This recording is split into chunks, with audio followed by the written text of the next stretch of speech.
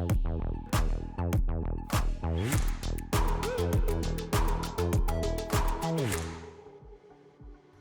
to the Rainmaker Podcast with your host, Gui Costin. The goal of this podcast is to give listeners a unique look into sales strategies from top industry executives.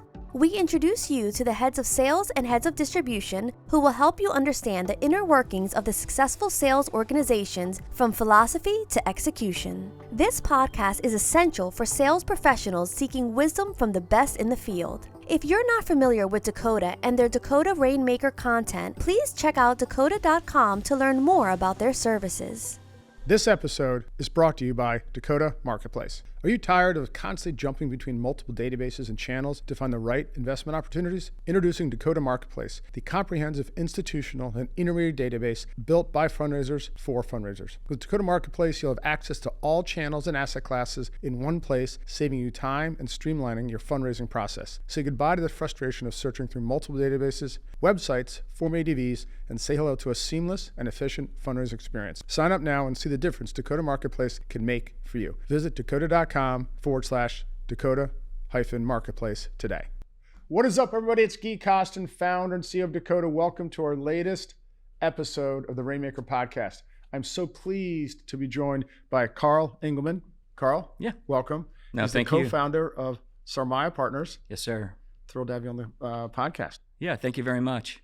Karl Engelmann is the co-founder and chief operating officer at Sarmaya Partners. Karl has over 32 years of experience in financial services with deep expertise in sales, marketing, and client service across institutional, RIA, family wealth, and bank trust channels. At Sarmaya Partners, Karl leads business development and client engagement, building a high-touch experience for investors and partners.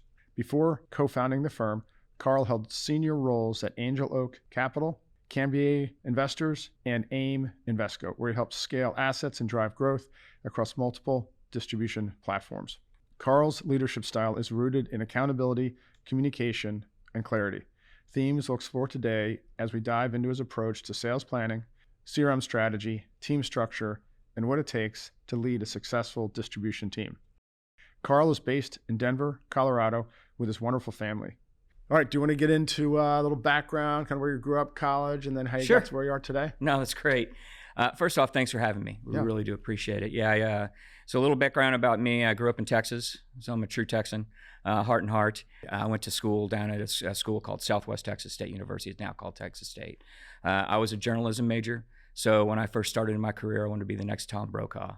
At that point in time, I kind of went down the pathway and really realized that that wasn't going to be very fruitful when you start off making $15,000 a year. Right. So I kind of had to take a switch and move into more marketing, sales, and really utilize my talents of being able to talk in front of people and understanding the concept, because that's really what we do in marketing is we're storytellers, right? And that's what you want to try to accomplish in life, is to be that storyteller, get that type of understanding of what you're doing. And it really has been fruitful for me in my career. Walk us through how you got up to where you are today, starting the new business, and they've had a great first year, but what led up to this? You know, I think what it was for me is I really wanted to run something and manage something that's my own, right? I've been very successful throughout my career, working for other former firms, and I took that information and be able to encapsulate that to be very successful over the last 35 years. So when Wasif and I, my business partner, came together, he was formerly at USAA, running $45 billion in all of the aspects there. We started that partnership over 16 years. He transitioned. We came together in 2023, started our process to even look at it. He had already been running this portfolio for over 5 years. And we came together and he's like, "What are you doing?" And I said, I told him, I was like, "I just want to be able to run my own firm, but I don't have a portfolio. I know how to actually raise assets, but I just don't have to." And he goes, "I have a portfolio." So we started talking about that, and we really energized in the very beginning of 2024. We started as an LP structure, and then we really fastly realized that LP structures are just very, very hard when you're looking at that. And we needed a vehicle that it would be for the masses. And the ETFs have obviously been something that's been very fruitful for firms. Yeah. So we came up with an ETF, and we launched in January 28th of this year. Oh, nice. And it's been very, very good. Well, that's great. So a lot of people are very interested in the active ETFs. Could you go a little bit deeper and describe exactly the structure that you guys put together? Sure. So it's a very concentrated portfolio, Guy. What it is, it's a commodity super cycle in what we think. We think themes play out. So you can go back even before the 70s. 70s was gold and oil. And then you can see the theme that plays out, but then you can see what happens after that theme plays out and it comes down. You can go back to the 70s, you can go back to the 80s where it's Japan. You can go back into the 80s, 90s, every time of a theme. We've been in this really big super cycle after the financial crisis in 2008, and it's been really predominantly large cap growth, particularly in tech, right? And that's what we've seen. But everybody knows that these themes don't grow to the moon, right? And that's what you've got to look at. And so we have been very fortunate to be able to find these.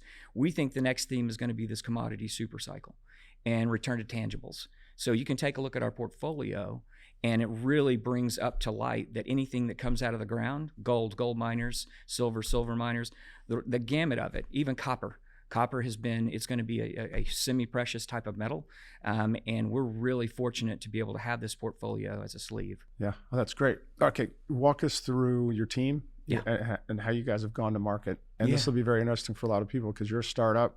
A lot of people listening to this podcast also are part of startups, smaller emerging managers trying to grow. So give us the sort of the team and your go-to-market strategy. Sure. So we started with a team of two.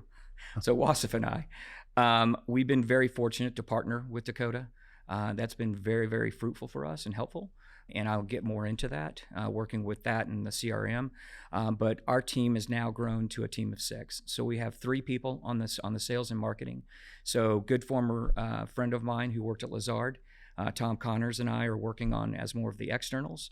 Then we have an internal we just hired. We hired a CCO because I was actually COO, CMO, and CCO, which when you first start off, you're wearing 500 different hats. Yep. And so what we did, and then obviously Wasif is on the portfolio management side, and we hired another research person. So we're up to a team of 6 now at this point in time, which is great. And so I'm kind of leading the marketing efforts within the firm and acting as COO as well. And I think those two coincide very, very well together. Right. We've got a very tight-knit team. One thing that I've witnessed over my career, Guy, is that, what we're trying to accomplish is I don't want to be a team of 50 people. I just don't think that you need it. I think that, especially in sales, you can kind of see if you grow too much within the sales, it's a detriment to the overall organization.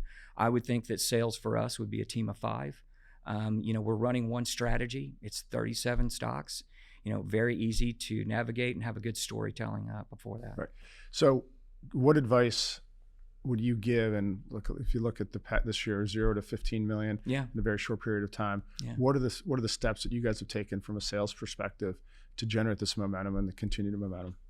So we use Dakota, and it's been very, very good for us. So there's a velocity within the RIA market that you just can't. There's mergers and acquisitions that happen almost on a daily basis. If you can't keep up with that tsunami, you're going to get the wave and it's going to crash over you and you won't be able to get out of it. So what we've been fortunate enough to do is partner with you guys, and it's been very helpful from our sales organization to keep up not only with that, but the movement that you've seen and be able to go into town and be able to find the opportunities that you're really looking for. Because you can search and go all the way down. If you're searching just for people that use commodities, right? You can do that. So that's what has been very helpful for our firm in trying to, obviously generate sales. So we're working with Family Wealth Office. We're working with RIAs, and we're actually working with some mid-tier brokerage at this point in time. We're too small for the bigs. Of course. So, but that's great. So you're focused RIAs, family offices, and some of the smaller broker dealers. Yes, sir. And that's been the initial thrust. So, talk to me about, because what I think a lot of people are listening for is communication style. Yeah. And how you communicate amongst the team. So I know it's a small team, but communication is still super important. It is. How do you guys go about that? Yeah, so we meet, with a smaller team, we actually have 2 days that we meet focused on. But we meet almost daily. So when I'm meeting with the sales team, I really want to what I try to do is get the bit out of their mouth and let them run. We're hiring very seasoned professionals. These guys have 30 plus years in their career. And where a lot of other people are firing those people at this point in time, we're actually hiring those people. I want people with strong Rolodexes. I want people with very good relationships. That's what I want. It's very hard in a small organization that you can see to hire younger people and then have to teach those people how to go do that. Right. So what we're doing is hiring the seasoned people where other people are saying, sorry, doesn't work for us anymore. So we're very, very fortunate to be able to do that. And my sales is, look, you have the relationship. We need to talk about that. We need to stay on track, and we use the CRM system as our library, so to say. But we're also talking about what opportunities are out there. How do we actually work together?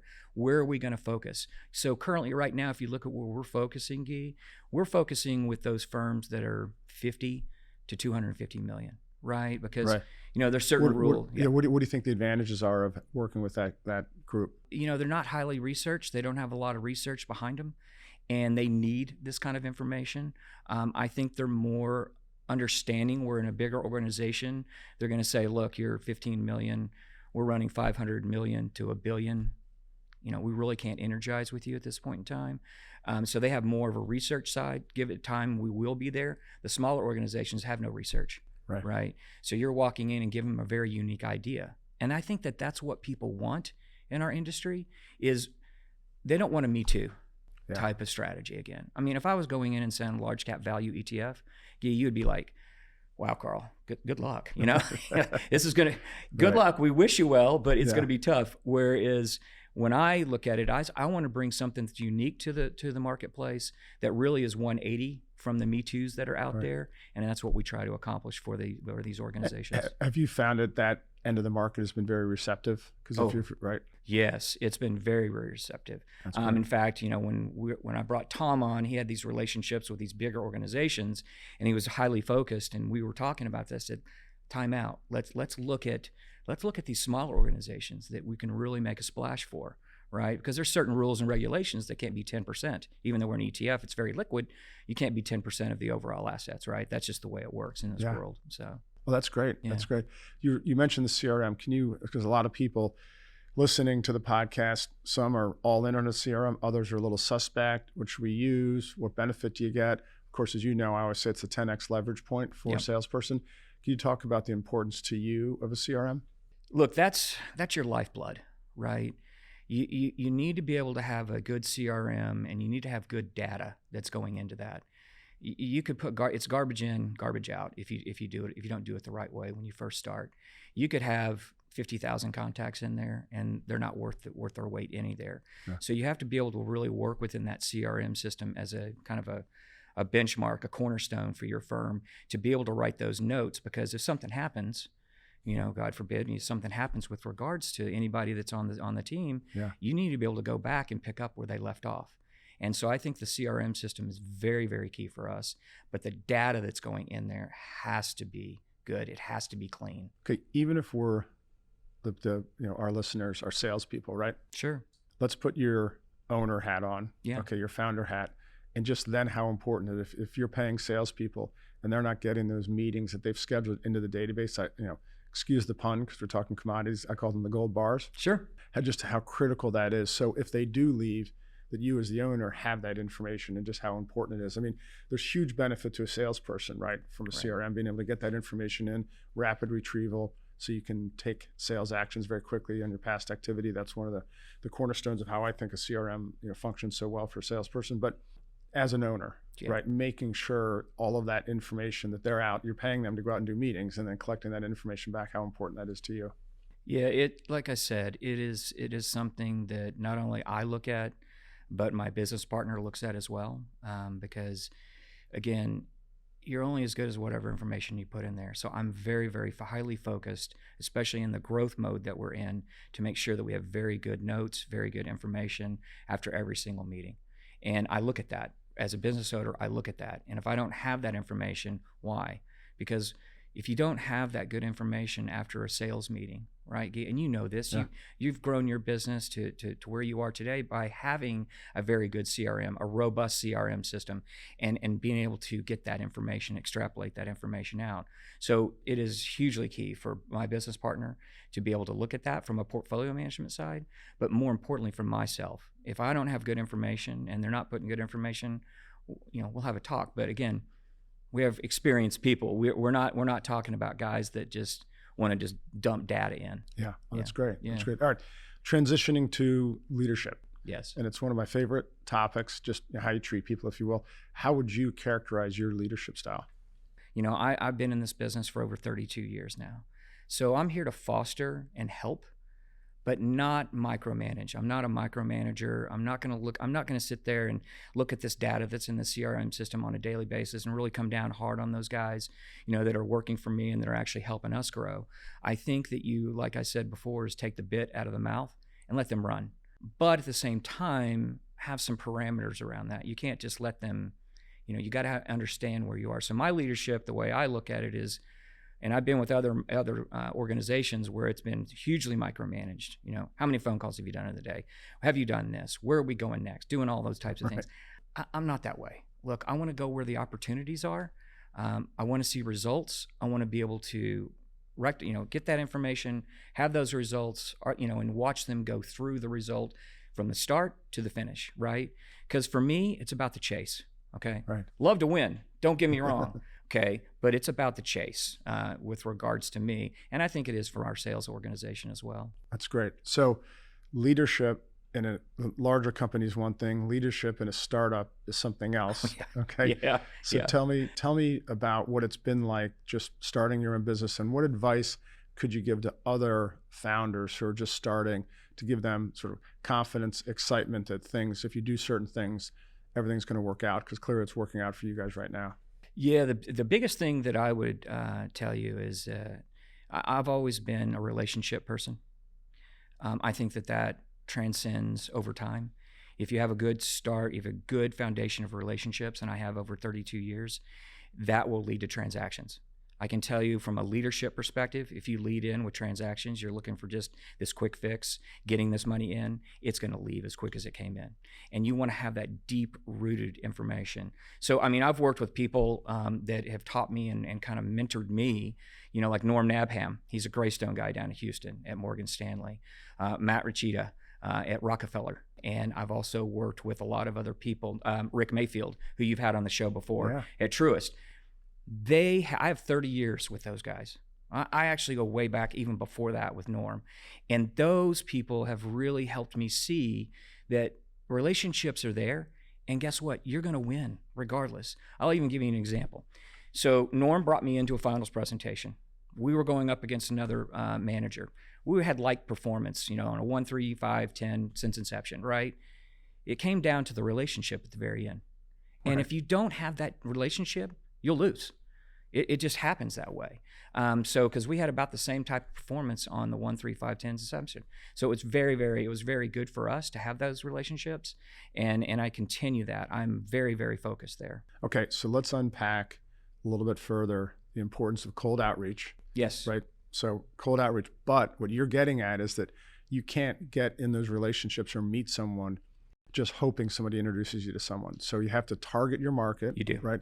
And then, hey, I want to be in business with this type of firm or these types of people, because unlike many businesses, if you meet someone today that's an allocator, there's a really good chance you might have a 20, 30-year relationship with them. Yeah. But you can't do it if you're not doing the grinding, if you will, of the cold outreach. Yeah. You know, the cold outreach is what you want, right? And I'll give you an example of that. So we were running 3 million, and it was back in earlier this year, probably April timeframe. We have a great relationship with Rockefeller, right? And we're starting this relationship at this point in time. Great firm. A lot of big teams are moving over to that organization. They're really transcending up, right? We're running 3 million. We have a relationship with one of the advisors. Guess what? He got us in front of research. If we don't have a relationship, we're not getting in front with 3.5 million in front of research. It just doesn't happen. Like, they're just going to be like, Karl, come on, seriously, this doesn't work. So we've started that road to going down that. We've started the road with Truist Bank. We started the road with Janney Montgomery at this point in time. So, these are all relationships. Right. So, but there's something bigger going on here that I just want to make sure everyone's aware of. Sure. Is that you don't have any of this noise in your head of like, well, we need to have a 3-year track record and have 100 million, all of that noise, which we've ignored our whole careers. Yes. And it's just like, look, if you have a great strategy, get out and tell your story. Correct. Right now, you don't want to lever everything against the big firms, because you're spreading that into the family office and the RIAs who can make quick decisions on a relative basis, right? Yep. But just the importance of I just want the takeaway to be, everyone knows, it's like, look, you're a shining example, Karl, of someone who's getting after it, no noise in your head. I want to start these relationships now. It might take a year or 2 or 3, but I got to get in front of them now. Yeah. Yeah, and that's key. You're exactly right. Getting in front of them now and building that relationship, Karl with Sarmaya, and building that relationship so when the time and the opportunity comes, you're there, right? And look, I worked with, Wasif. It's one of the greatest examples. I was trying to get into USAA for 7 years. Okay. So that's 7 years that I was working and plotting and having these meetings and going through, turned out to be a $1.5 billion sub-advised product. So if you amortize that over 7 years, that's good numbers. Okay. So that's what you're trying to do because, in the sales organization, I look at it as a third. Okay. You start off and some are going to energize with you from 0 to 6 months, right? Then it's going to be 6 to 12, and then it's going to be 12 to 24. So you got to put these buckets out there. And the smaller organizations are going to be that 0 to 6 because they need something like this, or it might be even sooner. But then you're leading up to the bigger organizations that's going to take that 12 to 24 months, but constantly filling that funnel is what we're looking for. Yeah. So that's textbook right there. Oh, 100%. To me, how you should be going about this. We call turn your brain off. Yeah. Right. You just gotta, right. You can't overthink this stuff, but you have to do what you're just saying. Yeah. And you're chopping up the market. So, I mean, that little segment right there that you just said, the 0 to 6, 6 to 12, 12 to 24 is utter genius. So knowing all of your experience, yes, what advice would you give to a young salesperson, a young fundraiser getting into the business today? Yeah, that's, again, I fall back to that. Don't be transactional. Even in a startup, I'm not out here saying that you have to go in and bring this money in right away. It's going to take time, especially if you have a deep-seated relationship. You've come from a firm. We've hired you. They're going to remember you from Tom at Lazard, right? And you're going to have to get in and get entrenched to make it Tom or Karl with Sarmaya. And that's going to take a little bit of time. And I want to give them that time to really build and entrust what we're doing. And I'm not going to penalize anybody in sales for doing that. That's not fun for anybody, right? You've got to build those relationships. You have them, you're getting the inroads in, you're having those meetings, but take some time. Don't be transactional is what I'm saying. I don't like the transaction because you know it as well as I do, a transaction, as soon as it hits like that and it's really quick, you're going, wait a minute, what am I? And it goes out as quick as possible. I mean, it's an ETF. Right. You can trade in milliseconds like that. So I'm not interested in type of having those kind of transactions. It's more relationship driven. Okay. So that means it's an educational sale. Yes. But talk to us about the transactional part. And what I'm getting at is setting expectations of how the strategy should perform and the importance. Because if you talk to a young salesperson right now, setting expectations of performance is one of the most important things. Yes, and it is. Look, we don't hide that. We know that where we are in the beginning of this cycle and the beginning of this theme that's playing out, and it's going to play out over the next 5, 7, 10 years in a commodity super cycle where we're in right now. And you have to be able to be a good storyteller behind that. And you have to say, hey, this is when it's not going to work. Okay. In the beginning, it's not going to work. And this is where it's kind of transcending to. Even though we're on a movement up, you need to be able to tell that story, because if the advisor and or the organization, you can't just sell the positive, right? You also got to tell them when it doesn't work, especially if they're putting you in a model, right? They need to know when this is going to work and when it's not. And you have to have that strong story to tell them this is how it's going to transcend. It's not going to be linear. Nobody's ever linear. There's going to be some chop, and this is when it's going to be, a negative. This is when it's going to be a positive for your organization. Love it. Love it. Okay. Final question. Yeah. Okay. You're in a startup. Yep. You're having insane momentum, but if you could pick one thing, what's your biggest challenge today and how are you overcoming it? Assets. Let's go. Yeah. That's what the show's all about. It is. It's exactly. It's about AUM, baby. Yeah, it is AUM. And, the way I liken it is, we're at 15 million right now. We've really moved forward. In the last month, we've tripled our assets, because I think more and more people are looking at this commodity super cycle that we're in, and they're saying, yes, the picks and shovels of this is going to be very beneficial. Gold has obviously been on a tear. And everybody goes, well, you've owned gold, so no wonder your portfolio is up. I'm not going to apologize for that. Right. We owned it for 5 years, right? But if you look on a relative basis, platinum is actually outperforming gold at this point in time. So nobody really realizes this. So you look at our portfolio and transcending that, the assets are really what's key for us, Gui, is growing that, because you have to get the assets. So the next chunk is 20 million. But once you get to 20 million, right, that really frees up what you're trying to accomplish, right? It really, you go to 20, you can get to 30, and it really ramps up fairly quickly. You get to 100 million, you're kind of free. Yeah. So, since everyone's listening, I don't know how many people are going to be, watching right now, but as I'm just watching you, okay, so many people would be more frozen at, we're only 3 million, and come up with every excuse or feel sorry for themselves or be negative. You're the opposite. You're insane positivity, momentum, consistent application of the sales process, right? I mean, that's what it is, day in and day out, consistency. Right. And that's how you overcome the fears. And yeah, I mean, look, you can't be fearful, right? There's two things that you can't have. There's two things. One, fear, because people will read right through that. You have to be positive. I have to be in the happy business. I'm not going to come in and go, oh, poor me, only running 3.5 million, and you just have to drive forward, right? Yeah. Things will play out, if you just stay positive and work towards that organization and take care of that organization. We have two constituents. Our clients are first, and then our firm, right? Yeah. That's who we drive for every single day at Sarmaya. And that's what we want to do. So, if you're laying back and going, gosh, this just doesn't work. Gosh, this is hard. Gosh, then everybody's going to do that, right? Or if you're driving too hard, and I don't do this, but I call it affectionately commission breath. If you're oh my gosh, we've got to get this. Oh my gosh, we got to get that. Well, then people are going to recognize that too, going, oh, maybe we should step back from this. So those are two things that from a leadership role and the way we kind of do things, we don't like to do. Love it. So this definitely needs to be required listening for anybody starting a firm, because I think you're doing a textbook. Yeah. The right attitude, the right approach, the consistent selling, no thinking, turn your brain off. So, well, Karl, I can't tell you how thrilled I have been to have you on the show. No, thank you, Gui. And thanks to Dakota as well. You guys have been absolutely fantastic for our firm. And we wish our partnership continues and looking for the growth that we have. No, I love it. So congrats on the startup. It's amazing. Thanks, Gui. Right, appreciate the progress. You got it. All right, everyone, that is a wrap of another episode of the Rainmaker Podcast. We're thrilled you joined us, and we can't wait to see you on the next episode of the Rainmaker Podcast.